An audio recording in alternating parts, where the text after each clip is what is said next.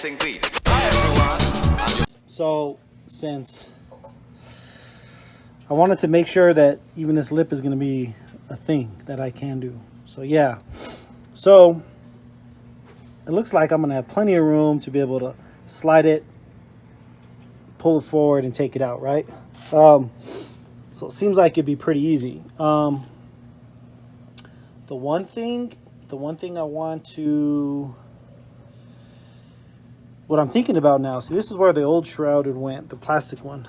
So I can make this piece a little longer and have some tabs here and then bolt to there. So it doesn't have to fold down, but just make this,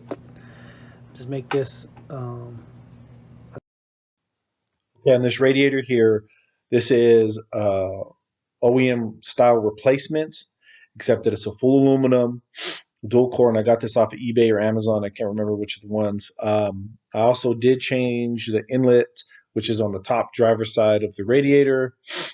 I changed that to fit the Hemi size piping. Also, too, all the coolers will mount exactly in the same place as it did for the Durango. Also, too, is the power steering cooler. I changed that out and I used a Hemi one that will be a front mounted one. So that is completely different. You just make little tabs on that. And then this video is about to show you, this is going to talk about making the shroud and the fans and some of the piping and stuff. So hopefully this helps you with getting the information. Right now we're going to talk about the shroud. tab and open up, or I can just keep this super clean so that I can get like extra airflow through there. See if, I don't know if you guys can see it, but I can get extra airflow in there. I'll be able to get airflow through the top. It'll hit top of the engine. You know, I mean, it will kind of produce some drag, I guess, but because right here is my coolant radiator pipe that'll be here right underneath, so extra air in here will help keep some of that stuff cold right here. So maybe just fold the lip if I can do it. If not, then I'll just resort back to tabbing this. I'm just making a tab to here. But so I want to check that first. So now I'm gonna cut out the patterns on the template and attempt to make that good pattern, unfold it all, and then draw that onto some metal. Hopefully this works. All right, guys, so this is what I did. So I cut out the extra pieces to make sure that I got all my lines being able to be run. And what I did is I cut a thick tab to when I bend it there, just for that when I get it on there, to make sure that I have enough leeway to play with left, right, forward, back. And after I get the hole drilled and tapped, then I will trim it and make it nice round. So there, that one there. Here, here. Got all these three. Now what also too is what I did is I'm gonna mount, I think, this, a cooler, my overflow tank, like right here. So what I need to do, whoops, hold on guys. So I need to do is, I'm gonna probably have it somewhere like this, right?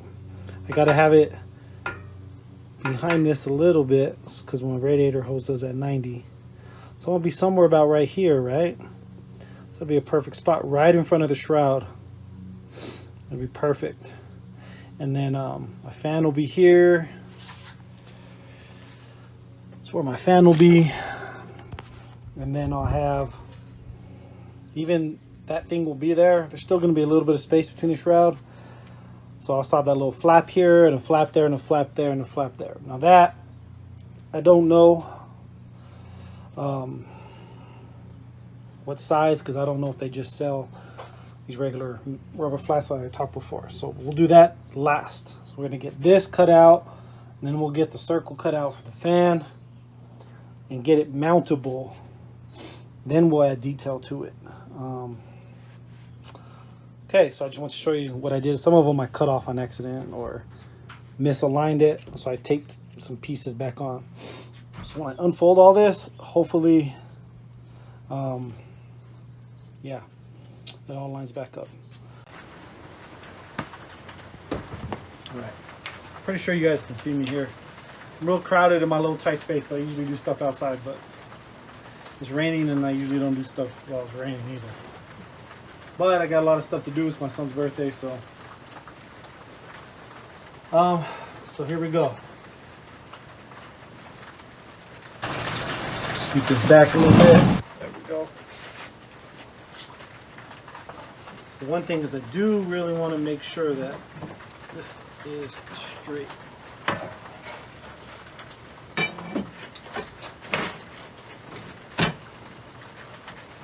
And there's like a beveled part or a angled part cut back like this, and I'm assuming that's for the 90-degree bends because I think you have to go a little bit past 90 to get a true bend. So from what I understand,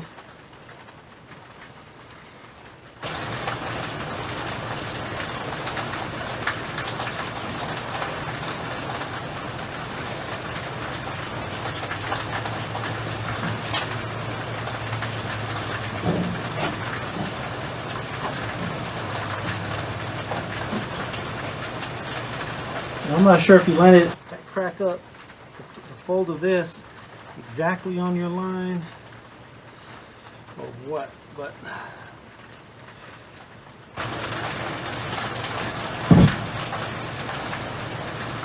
you know what? I'm gonna practice first. Let me get a piece of it. Because I don't want to have to cut that circle out again because I did a good job. We'll call that beginner's luck. All right, let me get this out of the way.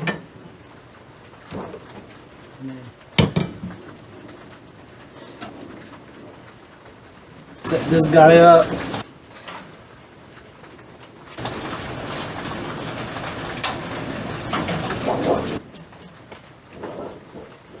Something underneath there. It's had a lot of like oil on it so it doesn't rust. So, all right, let's see how this does.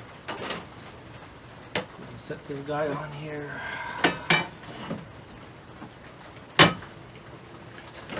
So I'm pretty confident now of where to put the line.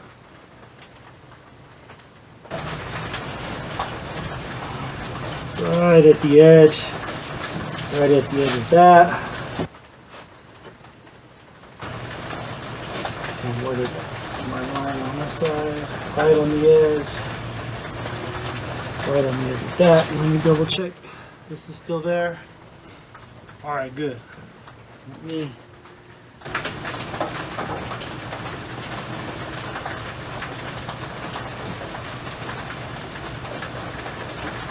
cut this side down.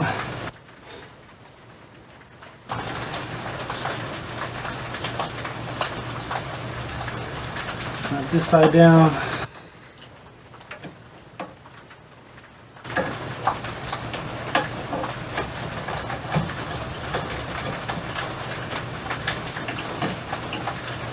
My first actual project bend. Double check. Alright. Tight, tight. And let's pull both.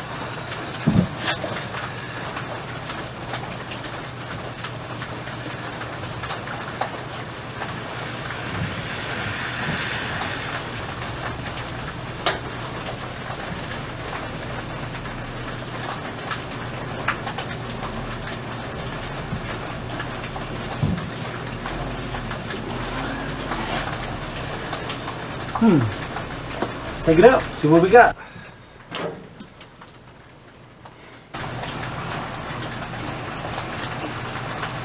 You know, as I do this project, this swap, my first time doing like 90% of everything, right?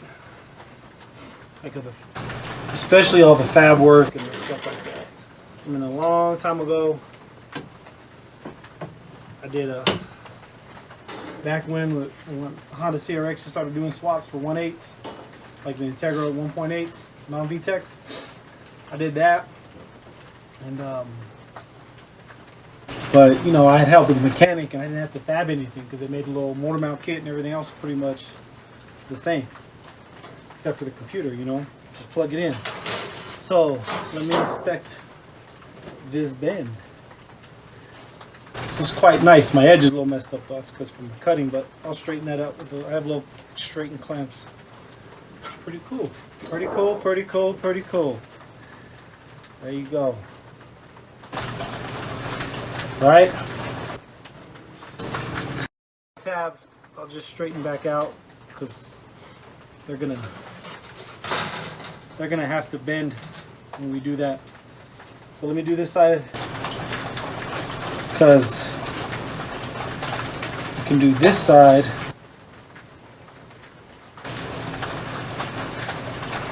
Yeah, let me do the opposite side of this, and then I'll do these two folds the other way. Let's do that. I had to think that one out because I didn't want to get stuck to where I couldn't place it in this rig.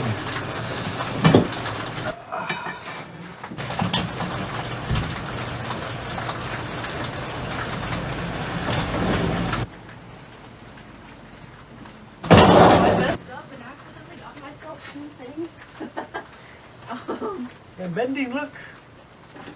Bending edges. Oh, hey, this is my daughter. I kind of forgot I was filming here a little bit. She got me a little ice cream. I ain't supposed to be eating this. But anyway, let me get this bend out and I'll show you how I did this one. And then I'll cut the video, eat my ice cream, and then do the other bends. I think because I'm going to have to stick them in backwards, right?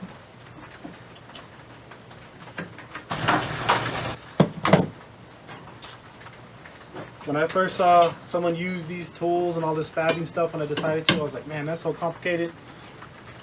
But when you get into a project and then you start gaining confidence on fabbing stuff up and those types of things, and you're like, oh, you know what? I'll just fab it up. I'll go spend $20, $30, you know, on the parts to fab it up, and I'm gonna try to fab it up. What's the worst? I waste 30 bucks. Like this piece right here of aluminum was probably, like, for this piece, 15 bucks, and I got some spare stuff I'm gonna make. And then this guy right here, you know, I have other build projects. I plan on 2 more vehicles doing in the next 4 years. So like something like this is gonna help, all right? You know, this was something cheap at Harbor Freight. But anyway, so I can't do this like that because these folds are up and I can't lay this on. So I'm gonna have to do it opposite and do it this way. Okay, so I've been struggling how to bend these corners with these ends with these ends already bent. So I can't use this because I can't sit it, it's not long enough. If I use this on this side, then the corner hits it because it's too tall. I tried sliding it through there and then bending it that way, but I just couldn't get it to work. So what I'm doing is using my square, putting it on the edges and clamping it down. And now I'm just going to pull it in reverse this way, and hopefully we get it. So let's see. That's my messy area. Hopefully you guys can see in the camera. I got it clamped in 3 places since it's kind of normally not. Clamp another one. I just don't want it to move.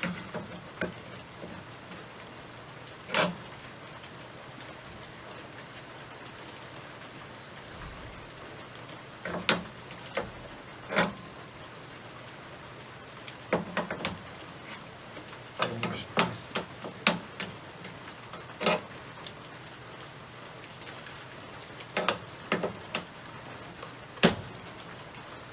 So this thing should not slide or move. Let's check it out.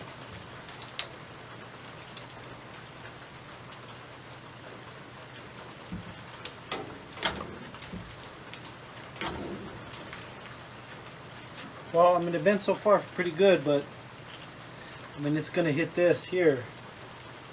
See this corner? Let me show you guys here real quick. This corner right here. See, it's just gonna hit when I go to move it, so it stops. So I can get like a 45, and then from there, at least the bend has started. So maybe I can kind of get a better bend. I don't know, man. Maybe I need to get something smaller than that too, like half the size to be able to get this to bend. But I'm gonna take this out and then finish bending it, and then try the other side with the double bends. Okay, on this radiator shroud here, I didn't show this right there where those rubber flaps are.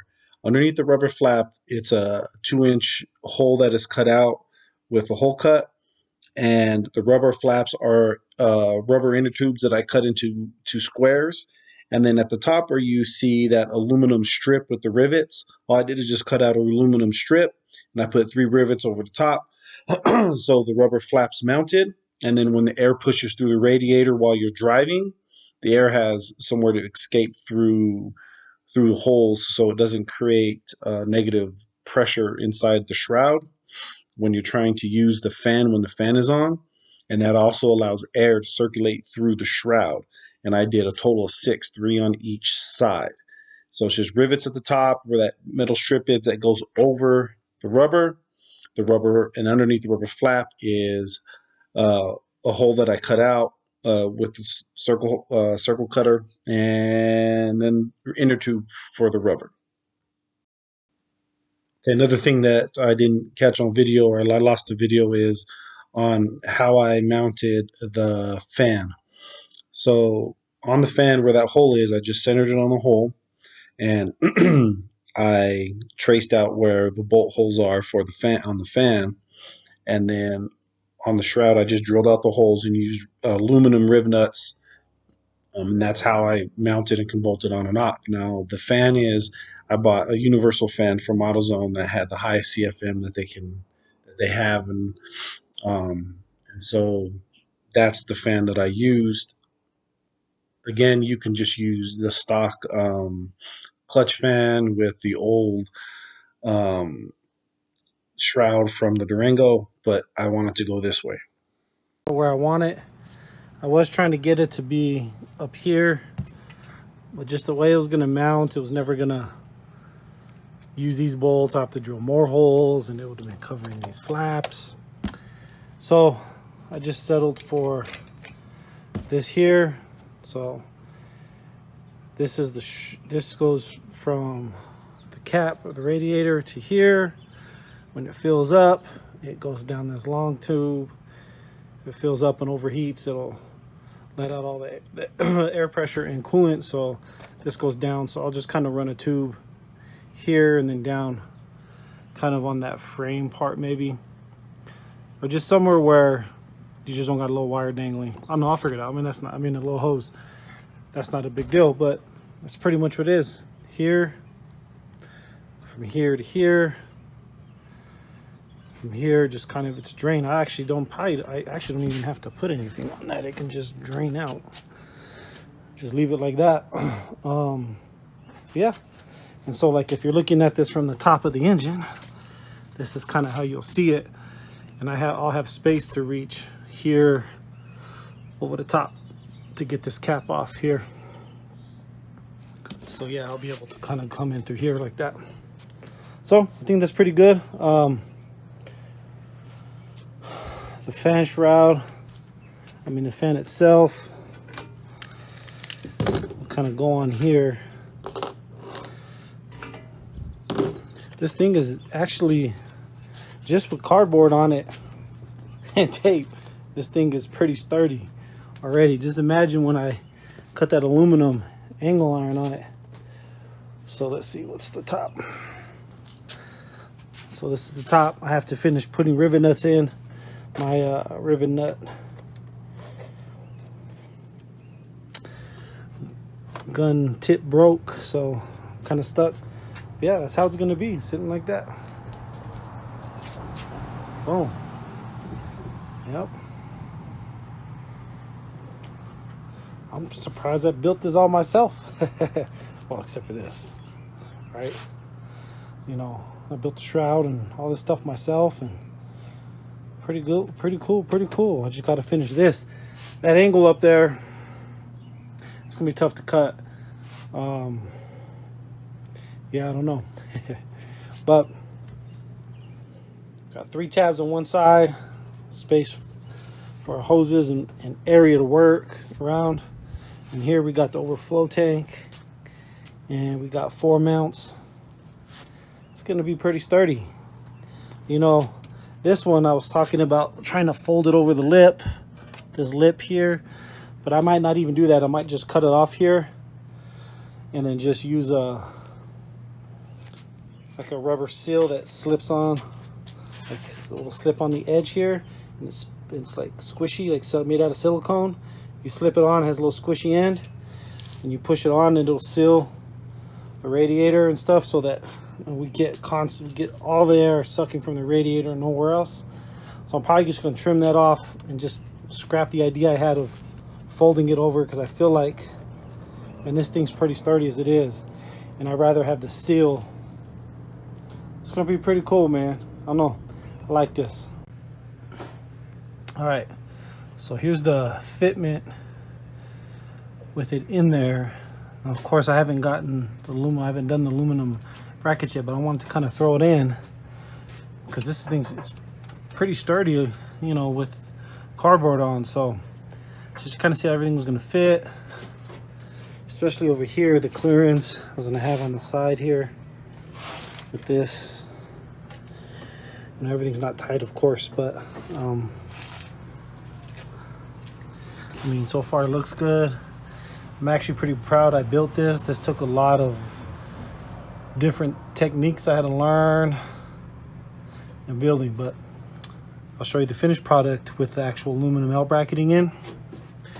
And I'm gonna trim this tomorrow off, and I gotta wait for the shroud seal that'll go around the bottom edge of the shroud, so when I put it on, it'll seal down.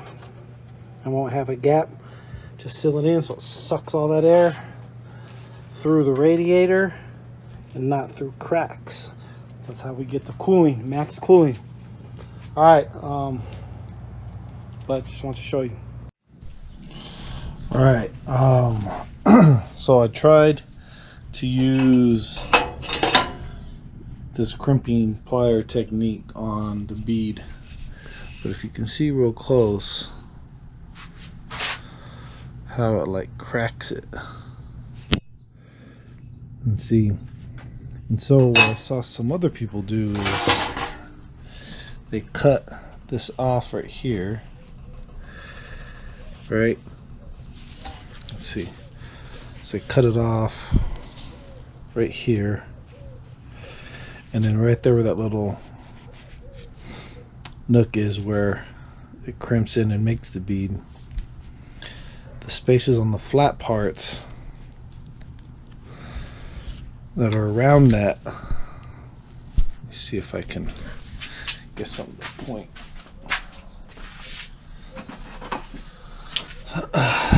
So like right here, that space I think has to be at least as thick as the middle, because I think what's happening is because I've seen other people do that, and theirs doesn't have that break or crack in it. So I think what happened is when I crimp it, the flat spots here, right here, they pinch onto the metal, and then it doesn't allow the metal to stretch inside here without ripping it. So if I make this and this wider enough, that's the same thickness or something, you know, a little thicker, it'll allow it to stretch inside that and hump without ripping it. I think because everybody else that does it, I've never seen anybody say anything. So I'm gonna try that and see if that helps. No one, because no one else is talking about how that rips like that. I mean, even if there's no holes that go straight through, that's still a rough edge that's gonna dig into the rubber piping, or the coupler for this is for a radiator pipe, but coupler for boost and intercooler piping. All right.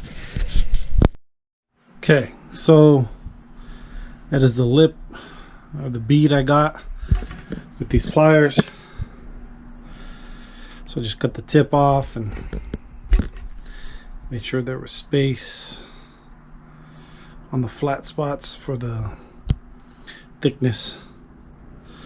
Yeah, it did all right. I mean, I still got plenty of length on this that I can take it somewhere, have them do like a nicer bead, you know. I just don't like how it kind of squeezes the edge inward. It's going to catch fluid, but I can always just take it. For right now, for the test drive and stuff like that, it's going to be fine. And because it's the weekend and I can't get anybody to do the bead on it, but there we go. I mean, it works, and you know, has a little bit of crack in it, but this pipe is thicker than some other pipes too, and that might just be playing a role into it, is that it's thicker than some of the other ones that I've seen demonstrate.